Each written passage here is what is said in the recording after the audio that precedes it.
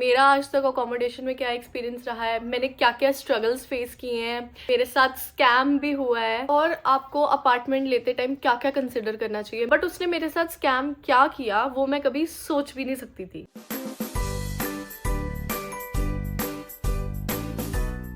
Hello guys, welcome back to my channel. तो मुझे comment भी आए थे और वैसे भी मैं सोच रही थी वीडियो बनाने का यहाँ की अकोमोडेशन के रिलेटेड। मेरा आज तक अकोमोडेशन में क्या एक्सपीरियंस रहा है, मैंने क्या क्या स्ट्रगल्स फेस किए हैं और मेरे साथ स्कैम भी हुआ है। सबसे पहली बात, मैं किस तरह की अकोमोडेशन में रहती हूँ। तो मैं रहती हूँ एक शेयर्ड अपार्टमेंट में। यहाँ पे काफ़ी टाइप्स की अकोमोडेशंस हैं। जब मैं आई थी मुझे तो इतना कुछ पता नहीं था, तो आई होप मैं आपको बता सकूं। जैसे कि यहाँ पे शेयर्ड फ्लैट्स होते हैं, डॉर्म्स होते हैं, स्टूडेंट अकोमोडेशन अलग होती हैं।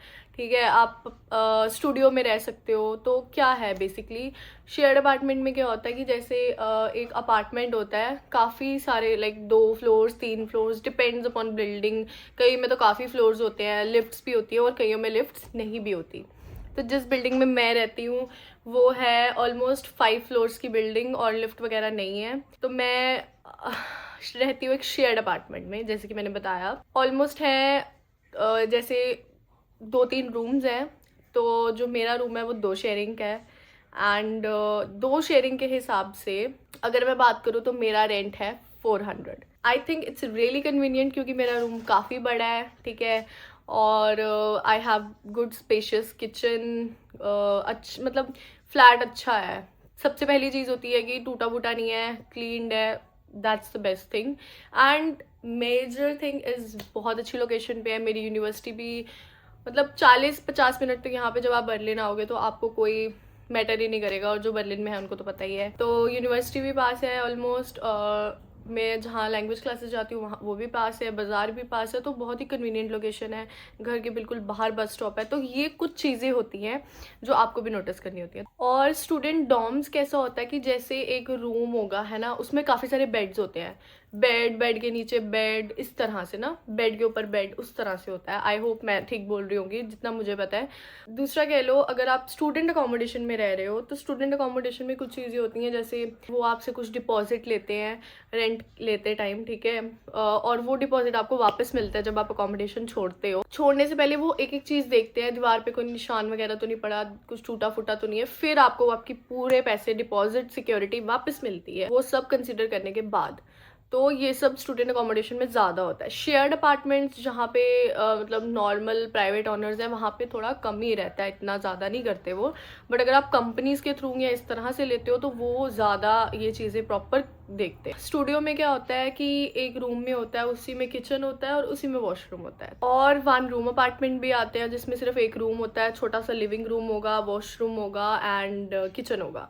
उसका रेंट थोड़ा ज़्यादा हो जाता है। तो उस हिसाब से शेयरिंग कन्वीनियंट पड़ता है क्योंकि इसका रेंट भी कम होता है और चलो आपको बातचीत करने के लिए लोग भी मिल जाते हैं। क्योंकि अगर आप प्राइवेट रहना पसंद करते हो तो आई थिंक कन्वीनियंट भी चाहिए और प्राइवेट भी चाहिए, तो स्टूडियो बेटर है उस हिसाब से। तो रेंट के हिसाब से जैसे कि मैंने आपको बताया, अगर आप प्राइवेट में लोगे तो थोड़ा ज़्यादा पड़ता है, शेयर्ड में थोड़ा रेंट कम पड़ जाता है। और आपको अपार्टमेंट लेते टाइम क्या क्या कंसिडर करना चाहिए मेरे हिसाब से, थोड़ा बहुत सुपरमार्केट्स का कंसिडर कर लो कि कितना दूर है आपसे बाजार, कितना नहीं। अपनी यूनिवर्सिटी कितनी आपके पास है, कितनी नहीं, वो कंसिडर कर लो। स्पेशली यहाँ पे जब कई बार स्ट्राइक्स हो जाती हैं, बसेस वगैरह नहीं चलती, ऊ-बान्स भी नहीं चलती, सिर्फ एस-बान्स चलती हैं। तो कई बार ये भी कंसिडर कर लेना चाहिए कि आपके आसपास क्या, कहाँ ऊ-बान है, कहाँ एस-बान है।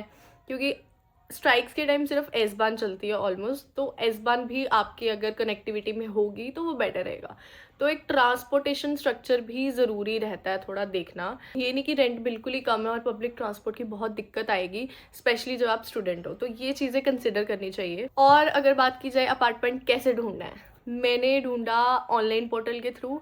ठीक है, जैसे कि व्हाट्सएप ग्रुप्स में काफ़ी सारे मैसेजेस आते हैं, तो मेरे को लकीली वहाँ से मिला। आप भी व्हाट्सएप ग्रुप्स का सहारा ले सकते हो, बट स्कैम से बचें। स्कैम्स भी बहुत होते हैं। तो बेटर है कि आप, अगर आपका कोई यहाँ रह रहा है, ठीक है, तो आप उसके थ्रू उनसे बात करो तो ज़्यादा बेटर है। अगर आप खुद डायरेक्ट बात करना चाहते हो तो नो इश्यूज़, बट कभी भी पूरे पैसे मत देना। क्योंकि मैंने पूरे पैसे नहीं दिए थे, एक कुछ अमाउंट दे देना जिससे अगर वो चला भी गया आपको फर्क ना पड़े। तो एक तरह का पहले प्रॉपर कन्वर्सेशन करो, अपने आप को तसल्ली दिलाओ कि बंदा जेन्युइन है, जिससे आप व्हाट्सएप ग्रुप के थ्रू भी बात कर रहे हो। बाकी फेसबुक पे वैसे तो रिप्लाईज बहुत मुश्किल से मिलता है, बट फेसबुक पे भी मार्केट प्लेस करके जो होता है उस पर भी आपको अकोमोडेशन के ऑप्शंस मिलते हैं। बाकी कुछ कंपनीज हैं जैसे कि वंडर फ्लैट, स्पॉटा होम। बेसिकली देखो कंपनीज के थ्रू कई बार होता है थोड़ा लंबा चल जाता है प्रोसीजर, बट मेरे हिसाब से वंडर फ्लैट्स ठीक है साइट थोड़ी। और कई बार आपकी यूनिवर्सिटी भी, अगर आप अपनी यूनिवर्सिटी से बात करो, आपकी यूनिवर्सिटी भी अकोमोडेशन प्रोवाइड कर सकती है। मेरी एक फ्रेंड है, वो एक स्टूडेंट अकोमोडेशन में रह रही है, तो उसको यूनिवर्सिटी के थ्रू मिला था, उन्होंने गाइडेंस दे दी थी थोड़ी। तो वो 3 रूम अपार्टमेंट काइंड ऑफ है and she has her private room only for 450। अब मैं आपके साथ अपना एक्सपीरियंस शेयर करती हूँ। जब मैं यहाँ नई नई आई थी, मेरा 600 € प्राइवेट रूम का रेंट था, और मानोगे इधर से लेके इधर तक रूम था, बस वो बहुत छोटा रूम था एंड 8 शेयरिंग थी। तो ये मेरा फर्स्ट एक्सपीरियंस था जब मैं इंडिया से आई थी। काफ़ी व्हाट्सएप ग्रुप्स हैं, Berlin accommodation, Indians in Berlin, इस तरह के ग्रुप्स बने हुए हैं व्हाट्सएप पे, कम्युनिटीज़ बनी हुई हैं जिसमें आप कनेक्ट कर सकते हो। बहुत सारे, अगर आपको शेयर चाहिए तो बहुत सारे ऑप्शंस आते हैं उस पर। आप उनसे फ़ोटोज़ मांग सकते हो, कॉल पर बात कर सकते हो। तो इस तरह से तसल्ली करना बहुत ज़रूरी है। और बाकी बात रही कि इस चीज़ का मुझे नहीं पता था, यहाँ पे एक रेडियो टैक्स करके भी होता है, तो कुछ अपार्टमेंट्स में इंक्लूडेड होता है। जब मैं अपार्टमेंट ढूंढ रही थी तब मैंने एक अपार्टमेंट के रिलेटेड बात की थी, तो उसने कहा था उसमें रेडियो टैक्स भी इंक्लूडेड है। ये बहुत रेयर होता है कि रेडियो टैक्स इंक्लूड हो, बट कईयों में होता है।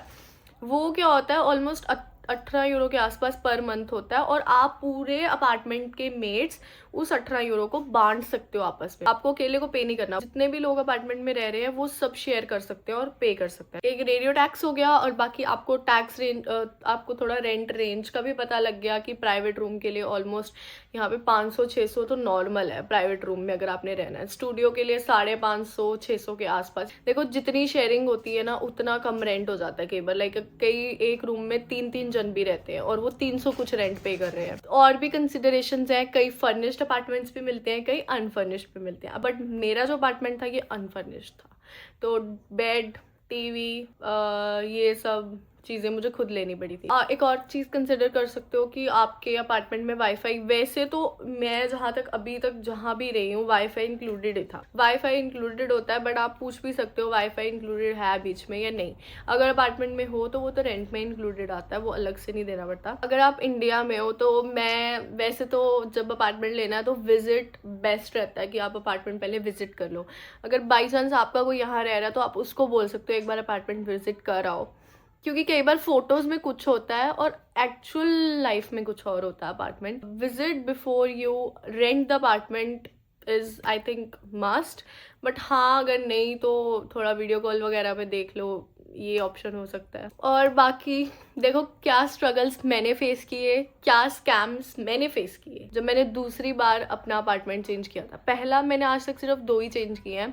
जब पहले मैं आई थी वो, और उसके बाद एक और लिया वो, उसमें मेरे साथ स्कैम हुआ। एक्चुअली मैं जिस अपार्टमेंट में रह रही थी वो मुझे बंदा, यार देखो व्हाट्सएप के थ्रू मिला था, ठीक है जेन्युइन अपार्टमेंट था, लोग थे, बंदा भी जेन्युइन था, बट उसने मेरे साथ स्कैम क्या किया वो मैं कभी सोच भी नहीं सकती थी। मैं रह रही थी ऑलमोस्ट 4 रूम अपार्टमेंट में, ठीक है, और 4 रूम लाइक छोटे छोटे रूम थे, कोई बड़े रूम नहीं थे। आई थिंक यहाँ पे 2 रूम के हिसाब से वहाँ 4 रूम थे।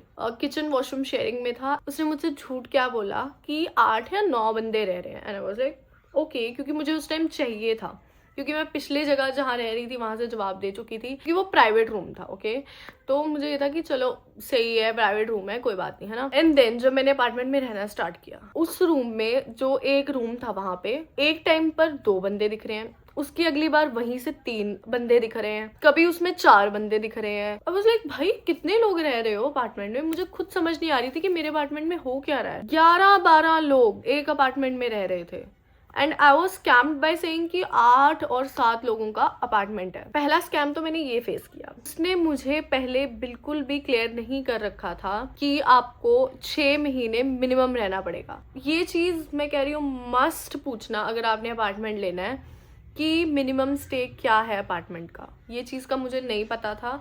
जहाँ मैं पहले रह रही थी, सबसे पहला अपार्टमेंट जब मैं इंडिया से आई थी, वहाँ 3 मंथ्स मिनिमम स्टे था और वो सब कॉन्ट्रैक्ट पे लिख रखा था। दूसरी जगह पे मुझे कोई कॉन्ट्रैक्ट नहीं मिला, तो इसलिए मुझे इस चीज़ का पता नहीं था। मैंने कॉन्ट्रैक्ट मांगा भी नहीं, ये मेरी गलती है, मैं मानती हूँ, ठीक है। मैंने मिनिमम स्टे का उससे पूछा नहीं क्योंकि मैं अवेयर भी नहीं थी और उसने बताया भी नहीं। तो ये 2 चीज़ें कंसिडर हुई और इस चीज़ों का आपको ज़रूर ध्यान रखना है। पहले जगह मैं मिनिमम 3 महीने की स्टे की, मुझे उसने पूरा डिपॉजिट वापस किया, कोई दिक्कत नहीं करी। दूसरी जगह पे जहाँ मैं गई, अब उसको मैंने 1 महीना पहले बता दिया, जहाँ मेरे साथ स्कैम हुआ कि मैं तेरा अपार्टमेंट छोड़ना है। बेसिकली यहाँ पे 1 या 2 महीने पहले आपने बताना होता है। 1 महीना ऑलमोस्ट एवरेज पे है। इट वाज लाइक कि आपको 6 महीने मिनिमम रहना पड़ेगा। अगर आप नहीं मिनिमम रहोगे, आई डोंट केयर, आप चले जाओ, बट मैं डिपॉजिट वापस नहीं दूंगा। और ये मुझे मिला शॉक कि मैंने 1000 यूरो डिपॉजिट दे रखा है प्राइवेट रूम का और मुझे वो डिपॉजिट वापस नहीं मिलेगा। मैं क्या करती, मुझे कुछ समझ नहीं आ रहा था। मेरे पास कॉन्ट्रैक्ट नहीं था, मैं उसको कैश में रेंट दे रही थी। कोशिश करो आप रेंट ऑनलाइन पे करो, कॉन्ट्रैक्ट लो ही लो। कौन कब मुकर जाए कुछ नहीं पता, जुबान की तो बिल्कुल कोई वो नहीं है। और अगर मैंने उसको कहा ठीक है, अगर मैं 6 महीने रहती हूँ तो तू मेरा डिपॉजिट वापस करेगा, एंड ही वाज लाइक मैं बोल नहीं सकता कि मैं डिपॉजिट 6 महीने बाद वापस करूंगा या नहीं करूंगा, मैं इस चीज की गारंटी नहीं देता, सीधा मुंह पर। और मैं कुछ कर नहीं सकती थी क्योंकि अगर मैं पुलिस को अप्रोच करती, उसमें चक्कर पड़ना था फालतू का। दूसरा चक्कर ये पड़ना था, मेरे पास कॉन्ट्रैक्ट नहीं था। फिर मुझे ये था यार ये 6 महीने बाद भी इसका कोई भरोसा नहीं है, क्या ही करूंगी अब इधर रह के। और बंदा ऐसा है, इसका मुझे खुद को भरोसा नहीं है, तो मैं इसके पास वैसे भी अपार्टमेंट में नहीं रह सकती अब। I was totally scammed and stuck at that moment. तो मेरे पास छोड़ने के अलावा कोई ऑप्शन नहीं बचा एंड मेरा 1000 यूरो गया। लोगों का जरूर देखा था मैंने, लोगों के साथ ऐसा कुछ होता था, बट मेरे साथ जब हुआ मुझे पता लगा नहीं यार, जब नेक्स्ट टाइम बंदा रहे ये सब चीजें बंदा सबसे पहले क्लियर करे। अगर बंदा कितना भी अच्छा हो, कितना भी आपको भरोसा दिलाए, आपको नहीं पता कौन जुबान से कब फिसल जाए। Turn work is must, seriously. यही कुछ टिप्स एंड ट्रिक्स हैं जो मैं आपको देना चाहूंगी। आई होप आप लोग भी इस स्कैम्स और प्रॉब्लम से बचो और ये चीजें जरूर कंसिडर करो before you get the apartment here. हाँ, बाकी कुछ और भी चीजें कि जैसे फ्लैटमेट्स कई बार अच्छे नहीं होते, कॉन्फ्लिक्ट्स होते ही होते हैं। तो ऐसा हो सकता है कि आप पहले बातचीत करके कॉन्फ्लिक्ट सॉल्व कर लो अपार्टमेंट में। अगर नहीं होता तो फिर तो चलो, मेरे को तो पीस चाहिए होती है। मेरे को तो ये होता है कि यार बंदा बस दूर हो जाए इन चीज़ों से, है ना। कुछ केसेस तो मैंने काफ़ी सुने हैं, लोगों से बातें सुनो तो पता लगता है कि लोग ऐसे भी बोलते थे कि कुछ लड़के साथ में रहते थे और एक लड़का था, पता नहीं, मैंने सुनी थी ऐसी स्टोरी, एंड उस लड़के को लाइक वो टॉर्चर कर रहे थे, मेंटली टॉर्चर। सब जने 5-6 जन अपार्टमेंट में मिलके एक जन के ऊपर, खुद सोचो। तो कुछ ऐसी भी चीज़ें होती हैं, अगर मैं एक क्लियर पॉइंट ऑफ व्यू दूँ। तो आई होप ऐसा कुछ आप लोगों के साथ ना हो, सब अच्छा हो अगर आप इंडिया से यहाँ पे आके अकोमोडेशन का सोच रहे हैं। और बाकी गाइस, मुझे बहुत अच्छा लगता है जब आप लोग कमेंट करते हो। लाइक ये वीडियो भी मैंने एक कमेंट देखकर ही बनाई है, सीरियसली कह रही हूँ। मेरे दिमाग में था बट मुझे था कि यार पता नहीं किसी को इन्फॉर्मेशन चाहिए भी या नहीं, है ना। तो जब लिखा तो मुझे बड़ा अच्छा लगता है, ठीक है। तो ऐसे ही अगर आपको और भी किसी चीज़ पे वीडियो, लाइक कल्चर यहाँ का या ऐसे किसी भी टॉपिक से रिलेटेड, तो आप कमेंट ज़रूर कर सकते हो। अगर मैं उस चीज़ पे वीडियो बना सकती हूँ तो मैं ज़रूर बनाऊंगी। तो आप लोगों के कमेंट्स ही हैं जो मुझे मोटिवेटेड रखते हैं। इसी के साथ मैं करती हूँ आज का व्लॉग एंड। अगर आपको कोई भी बात मेरी समझ ना आई हो तो ज़रूर कमेंट में लिख सकते हो, या कोई भी क्वेरी हो तो लिख सकते हो। Thank you so much for watching. मिलते हैं जल्दी नेक्स्ट व्लॉग में। Bye bye.